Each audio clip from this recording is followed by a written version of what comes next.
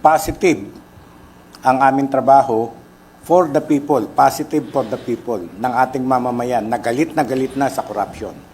No, may nakita na kami ng mga meron tayong magandang kaso against yung personalities involved. DPH officer, DPWH officer, and contractors. Also,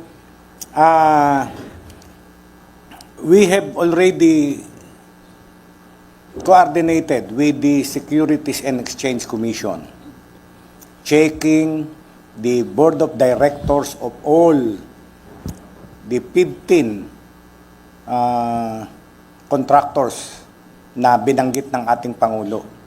So, eto na naman, hindi ko pa masasabi sa inyo na in detail, but then, initially, we found that some of these contractors, at least 7 of them or 8 of them have interlocking directors. Alam nyo ibig sabihin nun, yung sabihin natin, wag na tayong magbanggit ng pangalan ng contractor, ABCDE. ABCDE contractors have the same sets of officers. So, talagang nakakakita kami ng rigging ng bidding process. No? Yung ABCDEFG na yan, nakipag-bid sila, kahit na sino manalo doon, kanila pa rin. Sila pa rin.